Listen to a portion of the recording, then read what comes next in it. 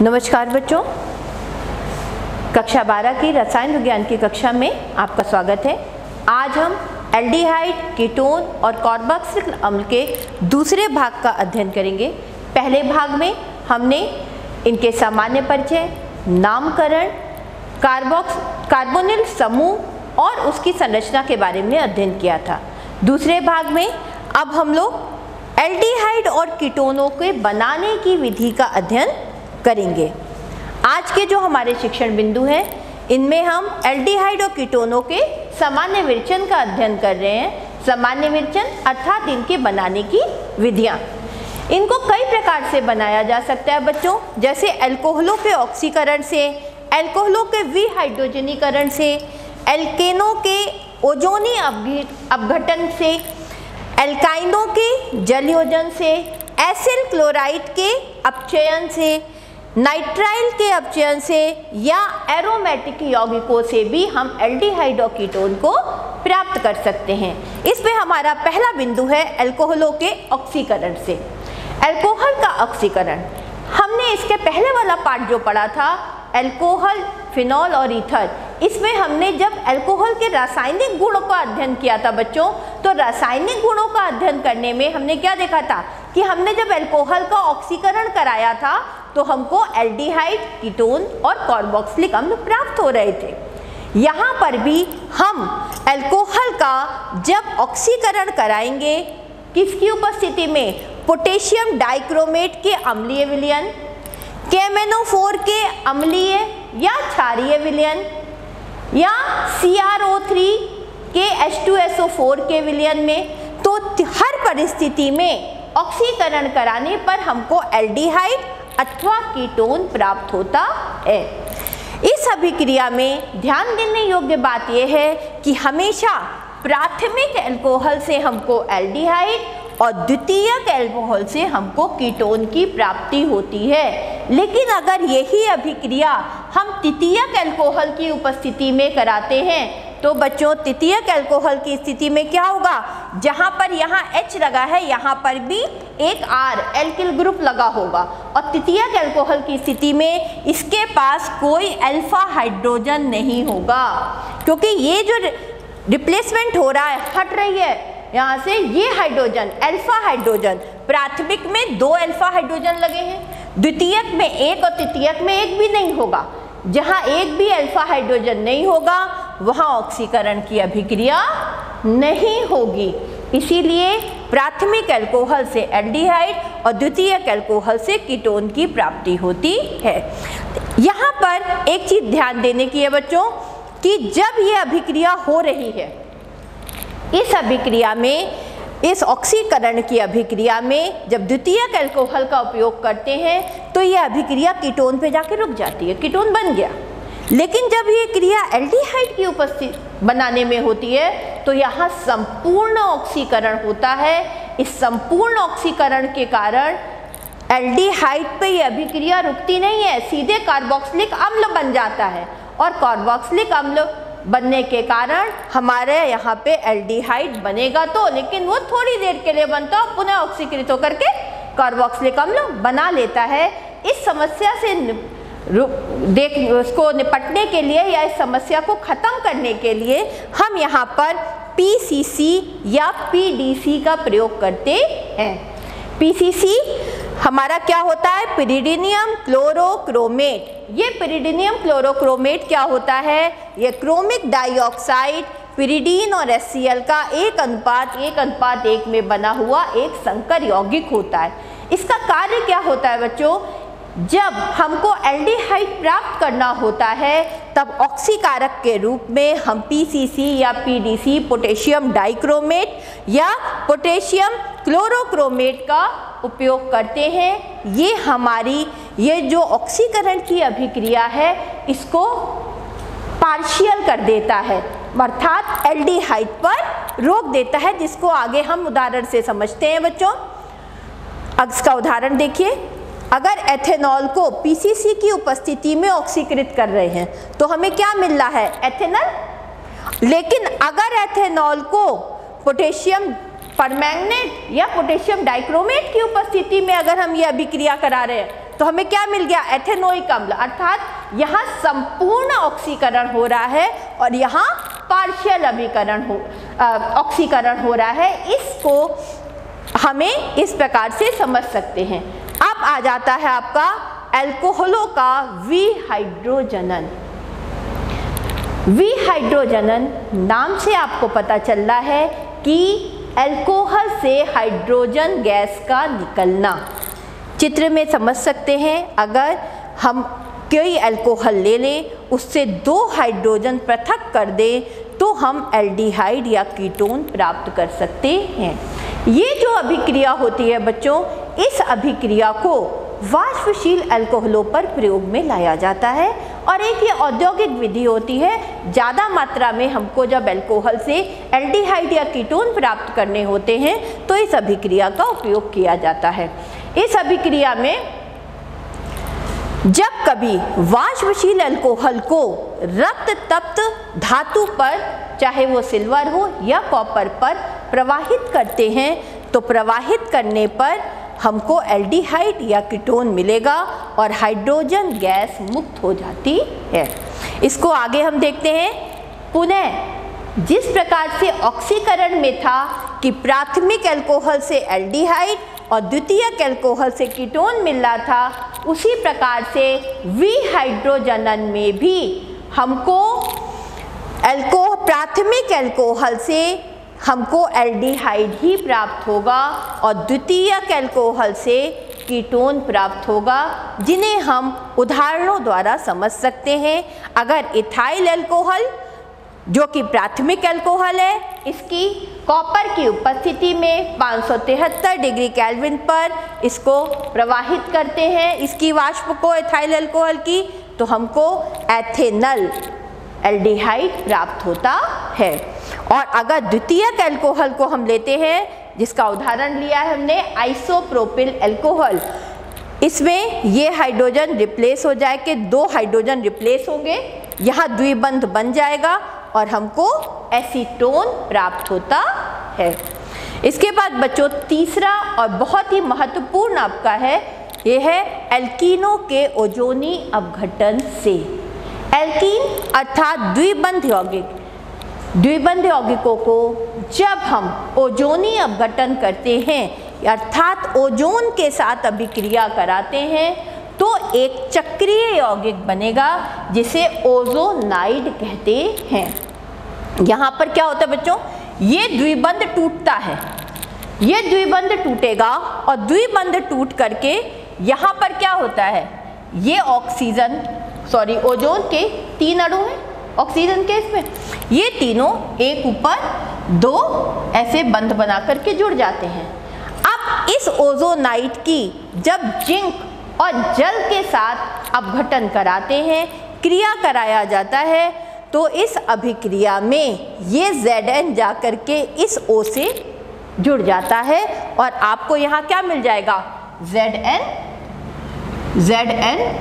यहाँ पर आपको प्राप्त हो जाता है। और ये बंध इस प्रकार से टूटते हैं कि यहाँ पे देखिए क्या मिल रहा है, RCHO, ये देखिए RCHO, या इधर टूटा तो R-CHO। इस प्रकार आपको एल्डिहाइड के 2 अणु प्राप्त हो गए। अगर ये जो हमारा प्राथमिक यौगिक है ये बदल इस प्रकार से जाए, यहाँ पे तो 2 H लगे हुए थे, H की जगह सब तरफ एल्किल ग्रुप लगाओ। अगर सब तरफ एल्किल ग्रुप लगा है, पुनः ये ओजोन के साथ अभिक्रिया करेगा, ओजोन के साथ अभिक्रिया करके ओजोनाइड बनाएगा।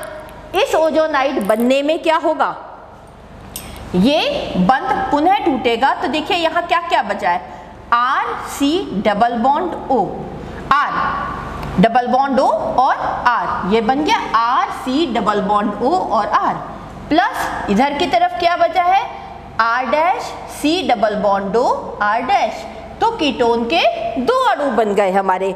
इस प्रकार से या तो हमको एल्डिहाइड के 2 अणु मिलेंगे या हमको कीटोन के 2 अणु मिलेंगे। इस चीज को हमारे कुछ उदाहरण अन्य हैं जिनके द्वारा भी हम समझ सकते हैं। 2-ब्यूटीन की जब हम ओजोनोलिसिस कराते हैं तो हमको क्या मिल रहा है, एसीटल्डिहाइड, या 2,3-डाइमिथाइल ब्यूटोन। अब यहाँ पे देखिए क्या होगा, ये ओजोन ये द्विबंध को तोड़ करके यहाँ पर एक ओजोनाइड स्ट्रक्चर बनाएगा।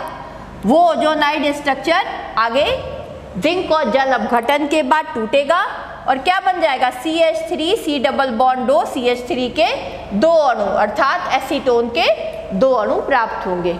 लेकिन ऐसा नहीं है कि इसमें केवल एल्डिहाइड मिलेगा या केवल कीटोन मिलेगा, यहाँ पर एल्डिहाइड और कीटोन दोनों भी एक रिएक्शन में मिल जाते हैं।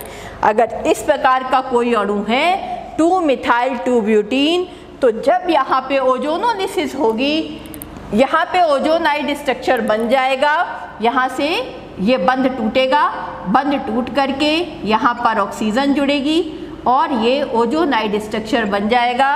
जब ये बंध टूटेंगे, ये बंध टूटने पे क्या बन रहा है, CH3 C double bond O CH3, एक अणु बना जो कि एसीटोन, दूसरा बना CH3 CHO जो कि एल्डिहाइड। तो यहाँ पे हम देख रहे हैं एल्डिहाइड और कीटोन दोनों का निर्माण हो सकता है। अगर यही अभिक्रिया त्रिबंध यौगिकों में हो, 3 बंध वाले यौगिकों में हो, तो त्रिबंध यौगिकों में यह अभिक्रिया होने में क्या होता है बच्चों, अगर ओजोन के साथ ओजोनोलिसिस कराते हैं तो ये जो द्विबंध है, पाई बंध है, वो तो टूट जाता है, लेकिन जो सिग्मा बंध होता है वो नहीं टूटता है, वो बना रहता है। और यहाँ पर जब आगे जिंक और जल के साथ अपघटन कराते हैं तो ये अपघटन कराने पे ये जो हमारा बंध है ये टूट करके ZNO बना ले रहा है, लेकिन नीचे वाला ये बंध जब टूटेगा तो यहाँ पर क्या बन रहा है बच्चों, डाई कीटो बन रहा है, ये डाई कीटो यौगिक बन जाता है। ये डाई कीटो यौगिक जो बनता है, इस डाई कीटो यौगिक को जब पुनः जल अपघटन कराते हैं तो हमको कार्बोक्सिलिक अम्ल के 2 अणु प्राप्त होते हैं। अब अगर यही क्रिया हम ओजोनोलिसिस की अभिक्रिया को अगर हम अपने उसमें कराएं, बेंजीन रिंग में करा करके आपको दिखाएं, तो बेंजीन रिंग में कराने में क्या होगा बच्चों, इसको अगर आप इस प्रकार से समझें कि अगर कोई आपका ये साइक्लिक कंपाउंड है, इसमें यहाँ पर 2 हाइड्रोजन लगी हुई हैं और इस चक्रीय यौगिक का ओजोनोलिसिस कराना है आपको। अगर आपको इसका ओजोनोलिसिस कराना है तो बहुत आसान है बच्चों। इसके लिए क्या करेंगे, सिंपल इस ओजोन में से अगर हम यहाँ पर 2O लिख करके इस प्रकार से ये क्रिया कराएं और हम इस बंध को इस तरह से तोड़ें तो बनने वाला यौगिक किस प्रकार से बनेगा, हमारा बनने वाला यौगिक हमें ये प्राप्त होगा, यहाँ CHO और यहाँ पर CHO, ये बंध बन गया। और इसी को अगर हम दूसरे ढंग से देखते हैं, अगर हमें कोई यौगिक इस प्रकार से दे दिया जाए और ओजोनोलिसिस कराने को दे दी जाए, ये बना हुआ है, इसको हम इस प्रकार से रिप्रेजेंट कर रहे हैं केवल H बना करके कि हम आपको रिएक्शन समझा सकें इसकी। और यहाँ पर अगर 2 अणु ओजोनोलिसिस करा रहे हैं हम, और ओजोनोलिसिस कराने पे क्या होगा, ऑक्सीजन आकर के भाई ZNO तो निकल जाएगा और 2 ऑक्सीजन यहाँ से जुड़ेंगी और जुड़ करके इस प्रकार से 2 अणु हमारे क्या बन जाएंगे, CHO के 2 अणु हमको प्राप्त हो जाते हैं। इस प्रकार आपकी ये अभिक्रिया साइक्लिक कंपाउंड्स में भी होती है और आपके सामान्य श्रृंखला यौगिकों में भी हो जाती है। अब अगला आ जाते हैं बच्चों, ओजोनोलिसिस के बाद है आपका एल्काइनों के जल योजन से। इस अभिक्रिया को कुर्चॉफ रिएक्शन के नाम से भी जानते हैं। ये एक इम्पॉर्टेंट रिएक्शन है जो कि बाय नेम रिएक्शन की तरह भी आती है। यहाँ पर एथाइन में जब जल योजन कराया जाता है, ये जल योजन डाइल्यूट सल्फ्यूरिक एसिड के साथ होता है और जिसमें HgSO4 कैटालिस्ट की तरह, उत्प्रेरक की तरह थोड़ी सी मात्रा में उपस्थित होता है। इस अभिक्रिया में हमको एल्डिहाइड और कीटोन प्राप्त होते हैं बच्चों। और इसकी आप अगर अभिक्रिया देखें तो इस अभिक्रिया में ये जो जल का अणु है, जब यहाँ पर ये अभिक्रिया करेगा तो जल का अणु किस प्रकार टूटेगा, H प्लस OH माइनस, है ना। H प्लस और OH माइनस में से ये क्या करते हैं, ये यहाँ से पाई बंध टूट जाता है, एक बंध टूटेगा, एक बंध टूट करके यहाँ क्या बन रहा है, एक बंध टूटेगा, एक, क्योंकि ये दोनों समान हैं तो कोई किधर से भी जुड़ जाए, लेकिन H एक से जुड़ जाएगा और OH दूसरे से जुड़ जाएगा और इस प्रकार से CH2CHOH बनता है। यहाँ पर एक द्विबंध है तो इन और OH लगा है तो ऑल, तो एक इनॉल संरचना तैयार होती है बच्चों। इस इनॉल संरचना में क्या होता है, आपके ये जो इलेक्ट्रॉन है यहाँ पर, क्योंकि इस वाले जो हाइड्रोजन है इस पे लोन पेयर ऑफ इलेक्ट्रॉन होते हैं, इस लोन पेयर ऑफ इलेक्ट्रॉन के कारण बच्चों ये क्या करेगा, यहाँ से इसमें ये अपने देगा इलेक्ट्रॉन, यहाँ पर द्विबंध क्रिएट करेगा और ये क्योंकि धनात्मक हो जाएगा, ऑक्सीजन ऋणात्मक होता है लेकिन अगर इस पे धन आवेश आ जाएगा तो ये धनावेश निकालने की कोशिश करता है, धनावेश इसको देके ये प्रोटॉन बना लेता है और क्योंकि यहाँ से इस पे ट्रांसफर हो रहा था, ये इलेक्ट्रॉन आ रहे थे यहाँ पे, तो ये ऋणात्मक हो जाता है, ये धन आयन वाला प्रोटॉन आके इससे जुड़ेगा और जुड़ करके यहाँ पे CH3CHO हमें एल्डिहाइड प्राप्त हो जाता है। यहाँ पर ये जो एथाइनो का जल योजन है इसमें मार्कोनिकॉफ का नियम और टॉटोमराइजेशन दोनों गुणों का प्रदर्शन होता है। मार्कोनिकॉफ का नियम क्या है बच्चों, मार्कोनिकॉफ का नियम ये है कि जुड़ने वाला ऋणात्मक समूह उस कार्बन से जुड़ता है जिस कार्बन के पास हाइड्रोजन की संख्या कम होती है। तो मार्कोनिकॉफ का रूल के बाद ये टॉटोमराइजेशन करता है। टॉटोमराइजेशन में क्या होता है, इलेक्ट्रॉनों का समायोजन या व्यवस्थित होना, इस प्रकार से व्यवस्थित होना कि एक स्थायी यौगिक बने और स्थायी यौगिक बनने में ये हमको एसिटल्डिहाइड देता है। इसके कुछ उदाहरण हैं, जैसे कि एसिटिलाइन को जब हम जल अपघटन कराते हैं तो हमें विनाइल अल्कोहल और एसिटल्डिहाइड मिलता है, लेकिन इसमें ये भी बहुत ध्यान देने का है कि जब एसिटाइलिन है, केवल एसिटाइलिन से ही एल्डिहाइड मिलेगा आपको, लेकिन अगर प्रोपाइन या इसके उच्च या अन्य यौगिक हैं तो उन सब से आपको केवल एसीटोन या कीटोन ही मिलेगा। एल्डिहाइड के लिए केवल एसिटाइलिन है और अन्य सभी एल्काइनों से हमको कीटोन प्राप्त होता है। अब है एसिल क्लोराइड से एल्डिहाइड प्राप्त करना, इसको रोजन-मुंड अभिक्रिया भी कहा जाता है। ये बहुत इंपॉर्टेंट है बच्चों। एसिल क्लोराइड मतलब RCOCl, इस RCOCl का जब हाइड्रोजन के साथ अभिक्रिया कराते हैं, ये अभिक्रिया PdBSO4, PD इसमें उत्प्रेरक है, BSO4 सॉल्यूशन है, इस पूरे को हम लोग लिंडल कैटलिस्ट या लिंडल कैटलिस्ट भी कहते हैं। इस लिंडल कैटलिस्ट के साथ अभिक्रिया कराने पर हमको यहाँ पे पार्शियल हाइड्रोजिनेशन होता है। पार्शियल हाइड्रोजिनेशन में यहाँ पर किस प्रकार से होगा, हाइड्रोजन के दो अणु आएंगे, यहाँ पर 2H है और एक बंद ये जुड़ा हुआ है, ये इस प्रकार से टूटा, HCl निकल गया और एक H यहाँ पर जुड़ गया। यही हमारी रोजन-मुंड अभिक्रिया है। ये अभिक्रिया हमारी एलिफेटिक और एरोमेटिक दोनों तरह के यौगिकों में होती है और हमको एरोमेटिक में साइड चेन के रूप में एल्डिहाइड जुड़ जाता है और एलिफेटिक में उसी चेन में एल्डिहाइड बन जाता है। अगला है बच्चों आपका नेक्स्ट है, अगर हम यही एसिड क्लोराइड से कीटोन बनाना चाहें तो सेम कंडीशन में कभी नहीं बनेगा। इसको बनाने के लिए आपको गिग्नार्ड अभिकर्मक की अभिक्रिया कैडमियम क्लोराइड से कराएंगे, जो मध्य यौगिक डाई एल्किल कैडमियम प्राप्त होगा उसकी जब एसिड क्लोराइड से अभिक्रिया कराएंगे तब हमको जाकर के कीटोन मिलता है। तो ये अभिक्रिया सीधे एसिड क्लोराइड की एल्डिहाइड वाली नहीं होती है, इसमें हमको गिगनार्ड अभिकर्मक और कैडमियम क्लोराइड की मदद लेनी पड़ती है। नेक्स्ट है आपका नाइट्रोजन एवं एस्टर से क्रिया। ये क्रिया भी एल्डिहाइड में अलग और कीटोन में अलग यौगिकों की सहायता से होती है।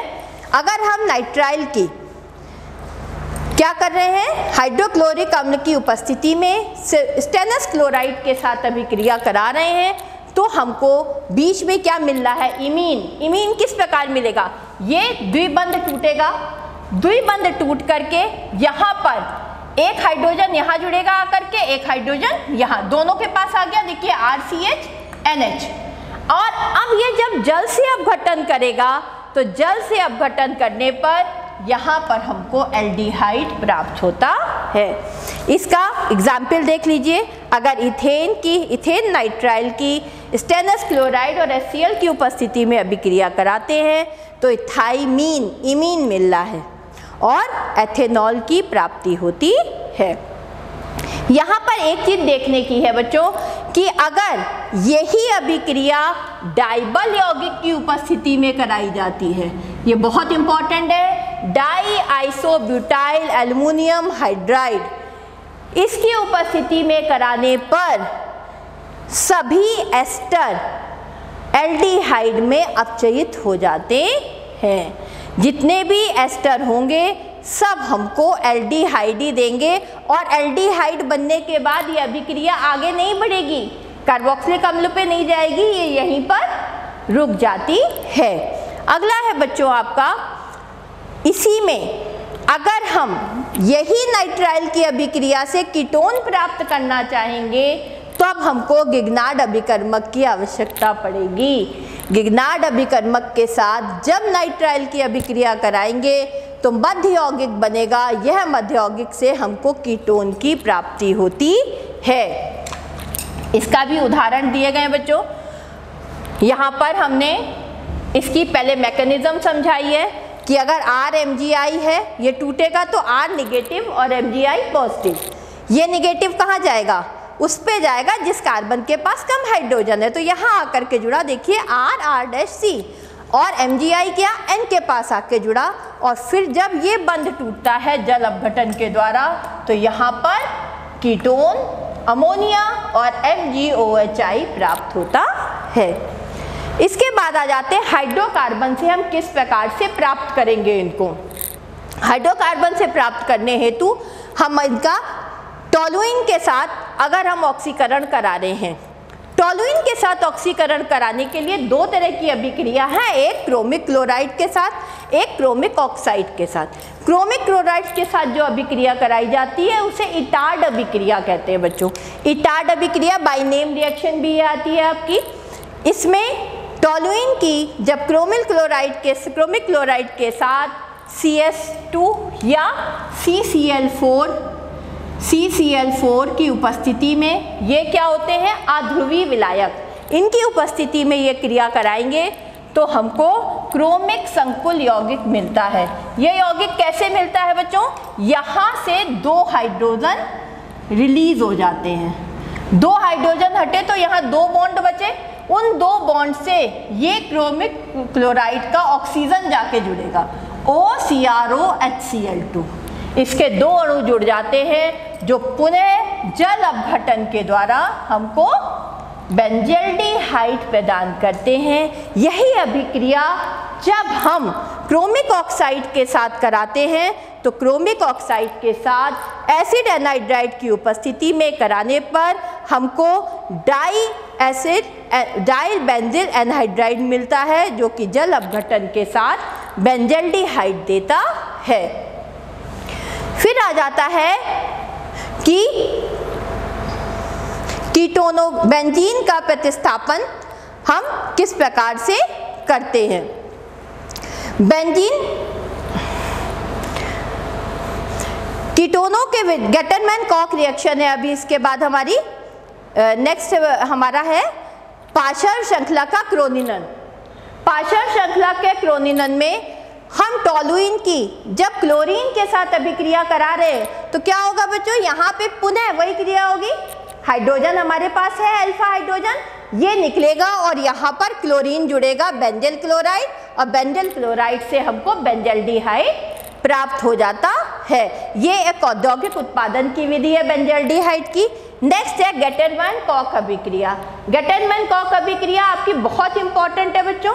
इसमें आपको बेंजीन से डायरेक्ट बेंजल्डिहाइड बना रहे हैं। इस अभिक्रिया में निर्जल एल्युमिनियम क्लोराइड और एससी कॉपर क्लोराइड की उपस्थिति में कार्बन मोनोऑक्साइड और HCl की क्रिया बेंजीन से कराते हैं तो हमको बेंजल्डिहाइड प्राप्त होता है।